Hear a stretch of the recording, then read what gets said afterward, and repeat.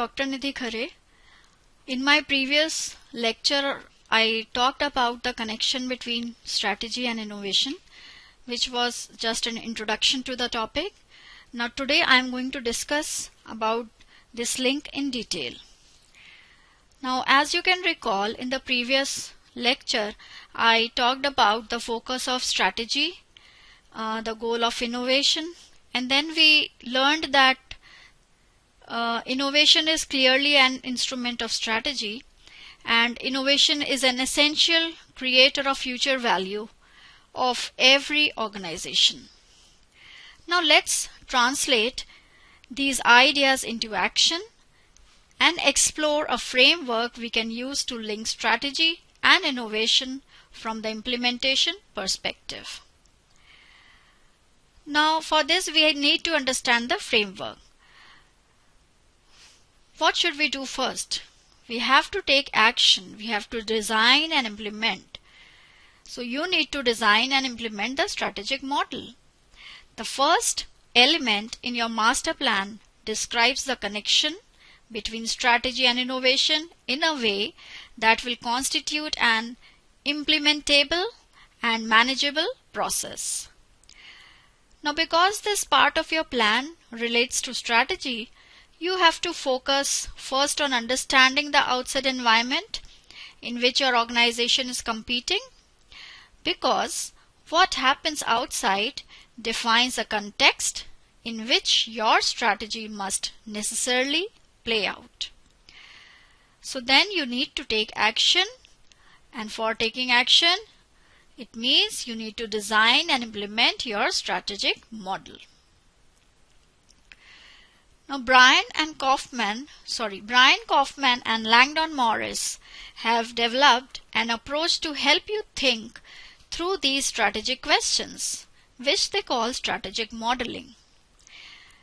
So this is the strategic modeling framework. They have found that the following steps described here can be very helpful when you need to think through the design of strategy. These steps are: define a point of view about the external environment, identify your current position, define your goals, design the strategic hypothesis. Now I'll take each of these in detail. Define a point of view about the external environment. Now, defining goals and executing the strategies that achieve them will occur in a world that you do not control. The uncertainty and unpredictability of the environment requires that you should understand not only the market environment in which you are competing today, but also the way things are likely to unfold in the future. Identify your current position. Now, because your point of view is a tool to help you create your preferred future, success requires that you understand both the present and how it came to be. That is, what has been the history. Thus, to understand the current situation, anticipate the future, and define plausible strategic hypothesis, it's essential that you understand the history. Now, as you can see in this graph, how do you identify your current position in the terrain? Having defined your point of view about what reality is, you can now locate yourself somewhere inside it. Hence, your point of view can be understood as a map of the terrain of reality, and your location is a particular spot on that terrain. So this graph shows the current position, and dots represent your competitors. Define your goals. Many companies express their goals as a function of the competitive market. They want to be bigger, stronger, or better than they are today, and perhaps more successful than their competitor. For example, if you are Coke in 2004, your goal relates to regaining leadership in your market.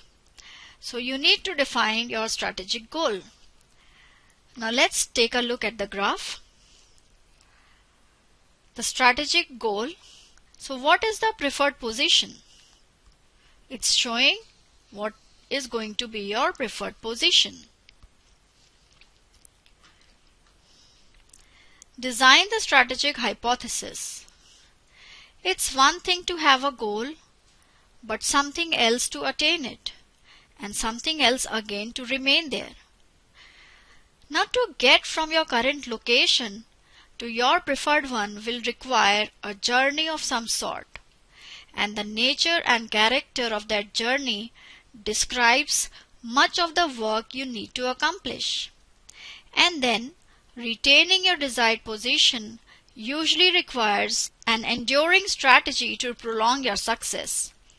And thus, the strategic hypothesis describes not only how you mean to get where you want to be, but also how you will create a self-reinforcing cycle whereby success leads to further success.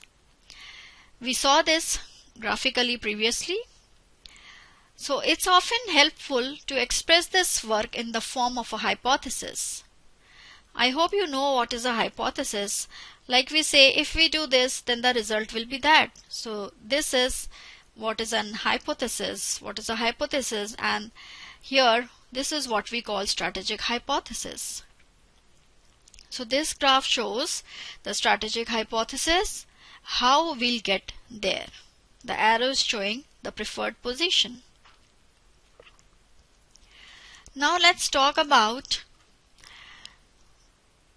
before we talk about Coca Cola, I think we need to summarize what we have discussed so far about the strategic model. So your point of view, which describes the world as it is and how you expect it to be. Your current situation, your present position in the competitive landscape, your goals, that is the type of organization you'd like to be and the performance you expect to achieve, and your strategic hypothesis statement, the detailed expression of if-then statements that convey how you expect to get there, and of course the virtuous dynamic that your success will generate to enable you remain in the picture. So I just summarized the strategic model, and again talking about the strategic hypothesis.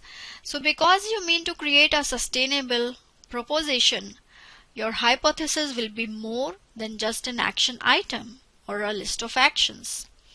It will be effective as an element of strategy when it leads to the attainment of objectives that are self-reinforcing and that close the loop.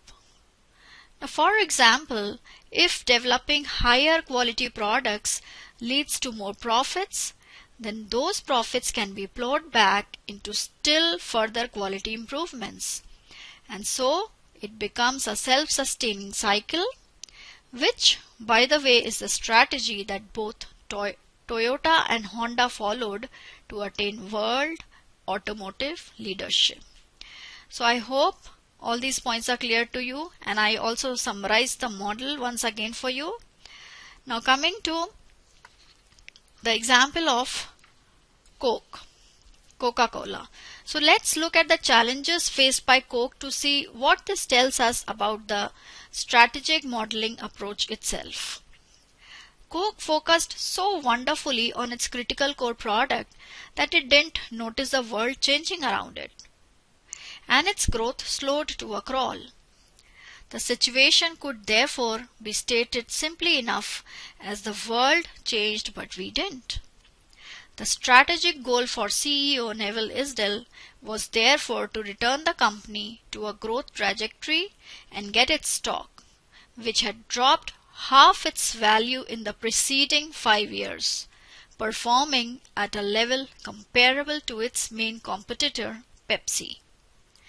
So Isdell diagnosed 4 major problems: lack of response to market change, as well as mistakes in advertising, supply chain and partner management, and a lack of innovation.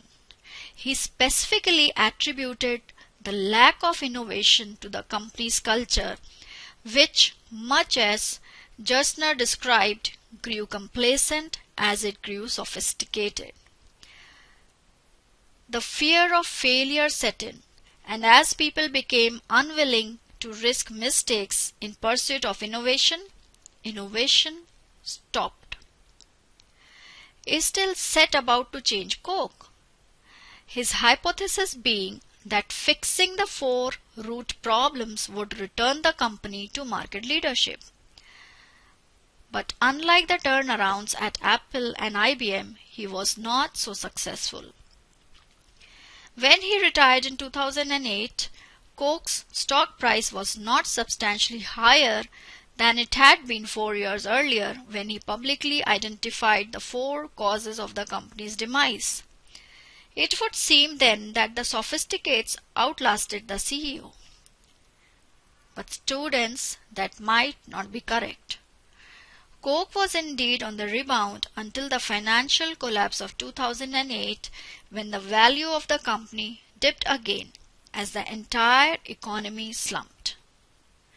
Since then, Coke has made significant progress under its new CEO, Muhtar Kent, and has just about matched the performance of its arch-rival PepsiCo. Interestingly, Coke's market cap is now about 40% higher than Pepsi's, a good portion of which is attributable to the strength of the Coke brand. Through all these difficulties, the brand has always been managed impeccably, with the exception of the new Coke disaster. It certainly was a disaster, the new Coke disaster.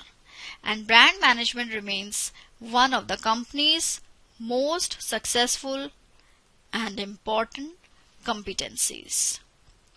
So I hope with the example of Coca Cola, you have understood about the strategic modeling approach. Thank you.